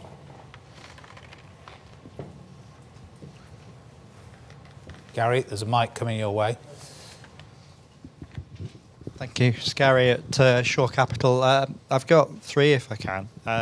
So the first was on the product investment. I think you mentioned 5 million or building towards 5 million of investment by 2028. I just wonder if you could sort of break that down a little bit in terms of the various areas that you've talked about.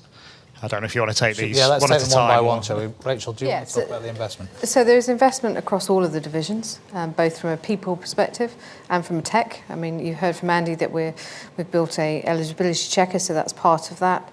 I think in terms of a profile of how we get up to the 5 million, it will be slowish in 26 and ramp up more in 27 and 28. But it's a combination of people and tech. Okay. Whilst I've got you, Rachel, I'll ask a second one just on the capital. I think you said CET1 ratio to come down to 13.5 by the end of 2026, but your target is 13. Yes. I'm just wondering why you're not running a little bit faster to get down to the 13 quicker. Is there some reason for that, or is that just to build a bit of an extra buffer? Yeah, I think it's a bit of both. I mean, obviously we've got some growth targets there that won't consume all of it. In 2026, we need to launch these products and make sure that we are, as Ian keeps mentioning, we need to enhance returns. We're not going to deploy capital unless we're going to enhance returns. And the framework that we've just outlined, we will continuously monitor that. If we can't find a place for the capital, then, as we've already outlined in the framework, we will return it. Yeah. Okay. And then just on the retail finance side, you mentioned the household products as being the area of growth. What's the competition in that part of the market at the moment? So who are you trying to... Very, very similar. In fact, it's exactly the same suspects that we've been used to competing with for the last few years. So, really very little difference. It's a mixed bag of some a bit more specialists, some much more sort of major bank operators, but exactly the same as we compete with today. Andy, in the spirit of it being our day, but do you want to name some of the suspects just so that people get a bit of a flavour? Yeah, sure. The 2 above us are Navuna, who used to be Hitachi Capital, and BNP Paribas. So they're the 2 that sit above us that we generally find ourselves going at. There are lots of other bit part players in the market operating on the margins or in particular niches, but they're the 2 main suspects. Thank you.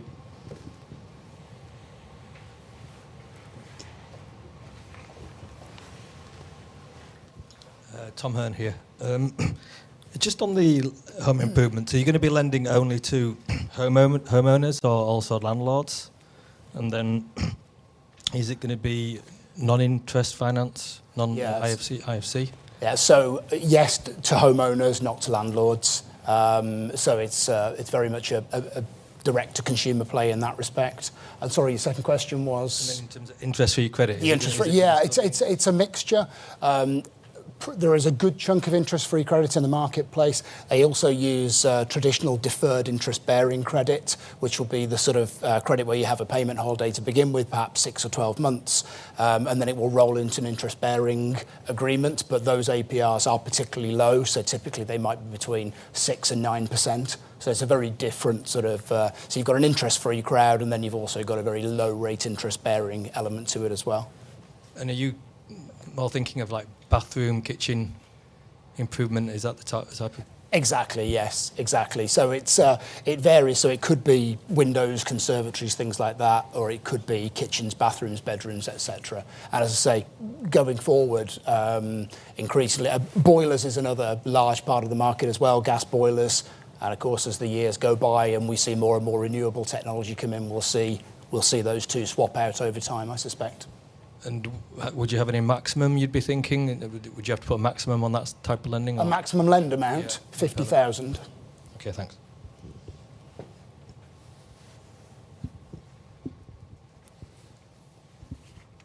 Do the big groups in home improvement retail currently just stick with one supplier, or are they like, say, Watches Switzerland with multiple? Yeah, they tend to be more with multiple than you would find in typical retail. It's within typical retail, probably the vast majority of the people we work with are exclusively with us, and then there will be a handful of major nationals that have enough business to spread around more than one lender. Yeah, in the home improvement sector, you do tend to see much more of it.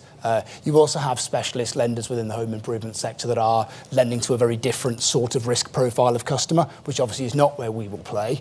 But in terms of the home improvement dealer having a panel of lenders to suit, then they will choose different lenders with different appetites. Is there any move to allow point of sale action to dynamically choose from an existing panel rather than have each site being one supplier, as I believe things are at the moment? Again, that varies. In retail, there are some retailers that will put one lender in a particular region.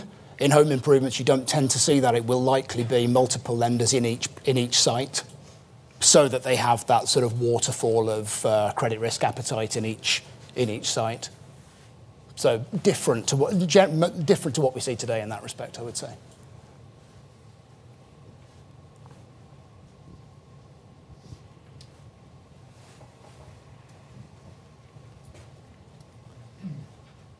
Hi, it's Piers Brown at Investec.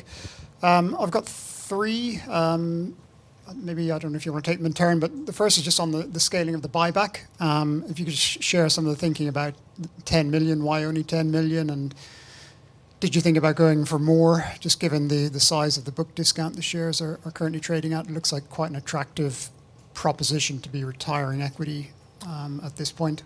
We debated going for more, but I think we've done the right and prudent thing. But Rachel, do you want to add to that? Yeah, I'd just say it's prudent. We've tried to combine the fact that we wish to grow into the new products that we've just spoken about and the business that we've already got in terms of products, and return something back to the shareholders. I will repeat what I've just said, that if there is excess capital, we will go back through the framework and potentially announce further buybacks if that's what we think is the right use of the capital. Yeah, we just wanted to be completely transparent about our capital approach, and hence we've got that capital allocation framework. As we move forward, to the extent our plans change in some form, we'll use that capital allocation framework to reassess whether the buyback's at the right level. But we're committed to the 10 million over the course of the next 12 months.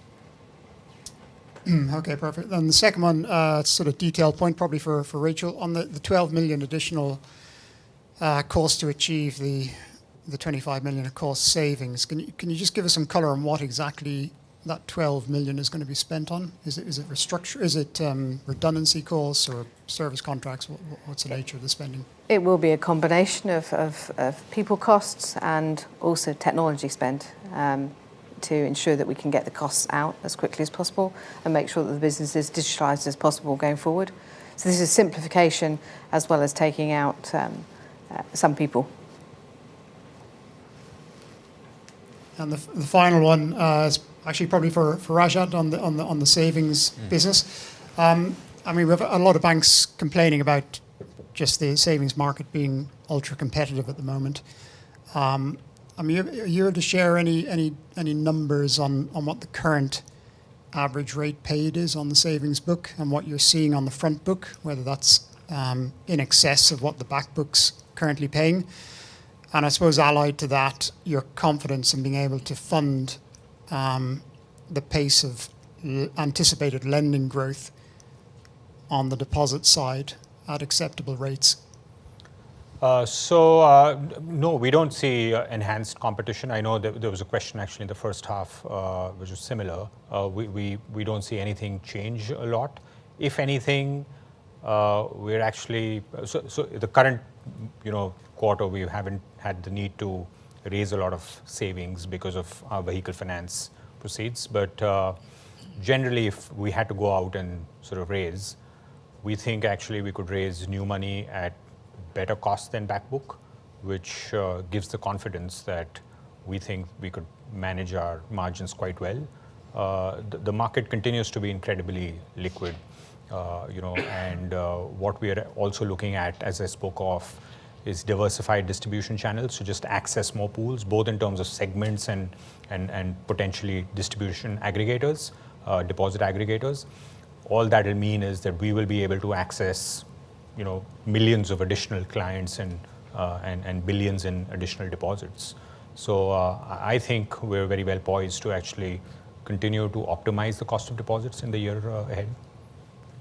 Yeah, none of us can pick where exactly the macro is going to go, but I think we can all say that some of the fluctuations are going to continue to drive some consumers to continue to hold a substantial amount of cash, and that ultimately is obviously the market that we're trading in. Tom.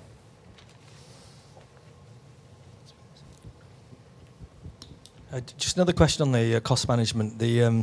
You referred to the 5 million initially and then additional 12. Just to clarify, is the total 12 or 17 in terms of the costs? Total 17. So we've booked 5. Okay. And then just a final question. Actually, I think it's been answered. Thank you. And then given the structure of the V12 market, do you expect over time the bit part players, as you called them, to basically withdraw? Data's growing in importance. Presumably your long history of millions of clients should give you the ability to say yes better than a smaller business, basically. Good question. What's the answer to that? Yeah, I think there's a quick one-word answer to that. Yes. Yeah, Is there evidence thereof? There is definitely evidence of people pulling back. I think the reality is that some of the smaller providers don't have the capital to continue to grow and support where they want to go. To the point Andy was making in his presentation, they don't have the funding costs to compete effectively, and ultimately, particularly if we are going to go through some period of turmoil, we think our ability to underwrite, to your point, with a very long history and track record, is going to stand out relative to those players. Those players do. They tend to, as you would expect, operate in particular niches where they can gain a foothold. And of course, a niche is a niche for a reason, in that it's only so large. They get to a point where they need to scale, and as Ian says, unless you've got bank backing, you won't achieve that. And that's of course the situation V12 found ourselves in several years ago of needing that push on to be able to push into the volume space. So it's. I think it's... But it's worth saying we're not running the business on that basis. We're running it on the basis that this is a highly competitive market and we just need to sharpen our game. And frankly, what happens to the smaller players happens to the smaller players. Yeah. I have a question on AI. I think that's the first presentation I've been in for the last year, probably, that hasn't mentioned the word AI yet. So here we are. I guess generally, can you tell us kind of like what is your AI strategy across the organization? Are you utilizing it to improve your process internally? And more specifically for businesses such as retail finance, which is quite a tech-heavy business, what do you see kind of like the opportunities there, and what do you see the threats from AI? So just in terms of our approach, so our immediate focus is on taking some of the opportunities that I've talked about, and those are about consolidating our IT architecture, consolidating our data architecture, bringing those together. Those are going to drive efficiencies and benefits to our business. Now, Some of those are already starting to be in place, and actually we have a lot of very strong data in different parts of the organisation. So we are now starting to look at a list of use cases, as you'd expect, for where we can deploy AI, and indeed in some of those use cases we've already started to deploy it. You won't be surprised, you'll have heard it from others. Some of the immediate spaces that we can deploy are spaces like complaints. We're about to have obviously the FCA conclusions. I suspect that's going to be an immediate use case in its own right. We're also looking at how we can use it in terms of software development, and in terms of how we underwrite, particularly to your point in some of our consumer credit areas. So I think there are powerful use cases there, but I guess from our point of view, the reason I haven't focused on it today is, frankly, our focus is making sure that we can deliver against the core strategy.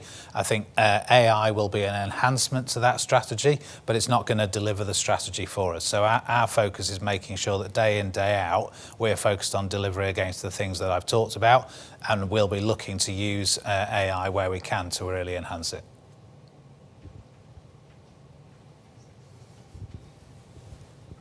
Just a quick question on the bridging loans. You mentioned that that would be on the example to an existing client. Is that going to be always be the case, that you'll only lend to existing clients, or will it be open to anyone?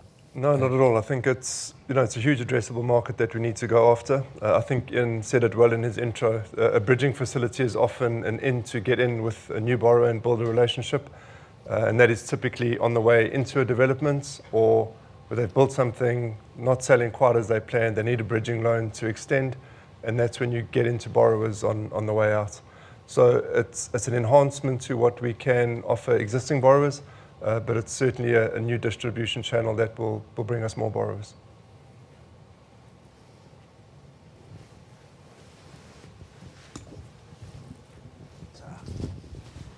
I was just going to ask about M&A, because I think you mentioned that in the presentation, and where that fits into the strategy in terms of sort of building out the new products, whether you need to make acquisitions to do that. And then also maybe just linking into the speciality finance, where you're lending to other lenders, whether you'd sort of consider taking equity stakes in maybe some of those lenders as an avenue to potentially building out as an ownership model further down the line.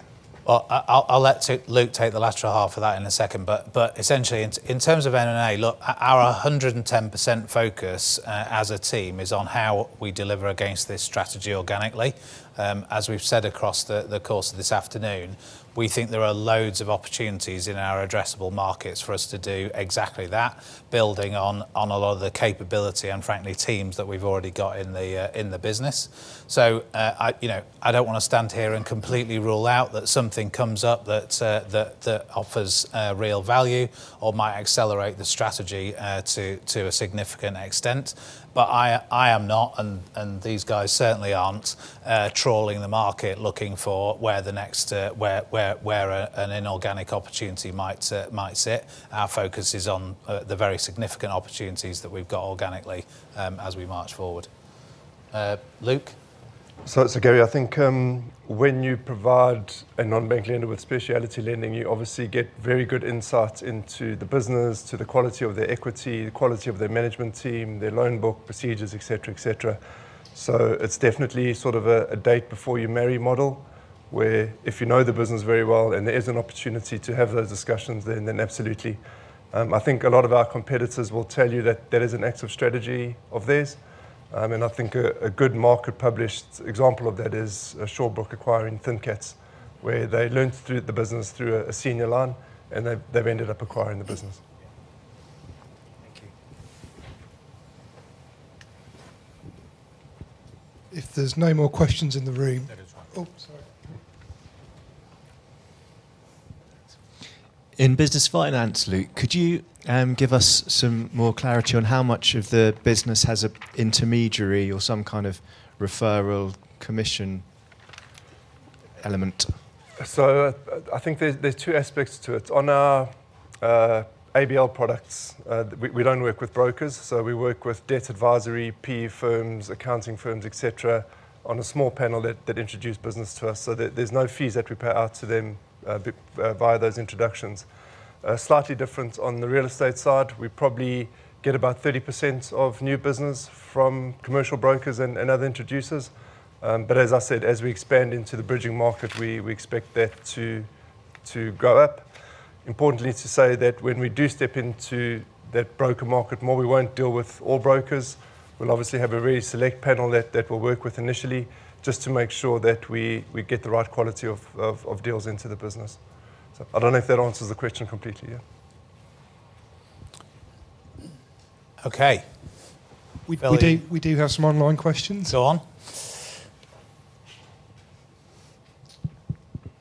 So first question is from Dean, a private investor, relating more to the first part of our event earlier today. Can you please comment on the staff satisfaction score reducing from 83% 2 years ago down to 64% this year? This was not a metric commented on earlier. What is being done to address this steep decline? Yeah, so look, I'm not trying to dismiss it, but I'm not completely surprised, particularly given the year of change that we've had exiting vehicle finance, and obviously a lot of people leaving the business on the back of it. That's had an impact on that score. Obviously, our focus is making sure now that we are engaging all of our colleagues in terms of the go forward strategy and things that we want to do with the business, which we think are very exciting, and I think colleagues are starting to feel that. So it is a focus for us, but I think ultimately, in any business there is ongoing change. There will be ongoing change in this business, and so whilst it's a focus for us, we've got to make sure that we build strong resilience amongst our colleagues, because we're in an environment and a market where there is going to be ongoing change. Thank you. Next question is from Ashton Bradbury. What is the nature of the vehicle finance stranded costs? Why does it take so long to remove them? Will they be shown as a discontinued item or as part of the continuing group? Rachel, do you want to take that one? Yes, so there are discontinued. So within vehicle finance, as we've reported in our segmental reporting, that we would have allocated both direct costs relating to kind of the front office element of vehicle finance, and also the support costs that we would have incurred, providing other functions that support that business. So in terms of how long it takes them to come out, the front office element of it have come out. Most of those people have left the business at the end of 25 or into the beginning of January. There will be some more as we continue to service the book, and obviously some of those colleagues will leave us by the end of half one. Then the rest of the programme is really not just looking at people costs. There are also contractual costs. There are other people that support the business that we need to make sure that we can find ways of taking that cost that we would have allocated to vehicle finance out through either some technology solutions or simplifying our organisation and our operating model. So those things take time to plan, they take time to execute, and they're not things that you do quickly, because you need to make sure that you're running the business safely. Okay, thank you. Next question is from Edward Roskill from Roskill Family Office. How actively are you considering M&A? What is the maximum cash you would look to deploy on individual acquisitions? Well, I think Phil, my answer is exactly the same one that I've just given to Gary, which is we're not actively considering it, and therefore I haven't considered how much cash we put towards it, because it's not on our agenda. Okay. Next question is from Joseph Isaac Rain Saunders from Symmetry Investments. Why are you guiding to such a high medium-term CET1 ratio? Rachel, do you want to take that? The medium-term CET1 ratio. That's what the question asks. Okay, so 13%, I wouldn't say in this current capital regime is a particularly high CET1 ratio against the market. There are changes coming through with SDDT and Basel 3.1, which do change the capital stack. You may have seen others have looked at it. We have looked at that. There is a change in the capital stack whereby CET1 ratios will drop in terms of the requirements. So we may well look at those again towards the end of this year and into next, and we may rebase at that point. But under the CRR, I don't think 13% is a particularly high CET1 ratio. And the final online question is from Marvin Tubner from Westgate Healthcare. With the introduction of the Renters' Rights Bill and the potential negative impact on landlords, do you expect the growth of residential investment finance to reduce going forward? Luke? Thanks for the question. I think the short answer is no. We are becoming more established in that space and getting a good reputation of being able to fund those deals. We are very aware of the Act and the potential implications that they have, but feel there will be a bigger impact on smaller borrowers who will fund smaller landlords, not the professional landlords that we do. And as a result of that, be probably exposed to the edgier part of the market. So again, the answer to the question is no. Thank you. No further online questions. Okay, great. Well, look, thank you. Really appreciate the engagement across the course of the afternoon. I hope we've given you some further insight into the business and why we're so excited about the future over the course of the next couple of years. If there are questions that you didn't get a chance to put or occur to you afterwards, then obviously we'd be really happy to field them. Ultimately, we want an engaged and active investor base, and we'll be looking to build that as we move forward. So thanks a lot for your time, and no doubt speak to many of you soon. Cheers.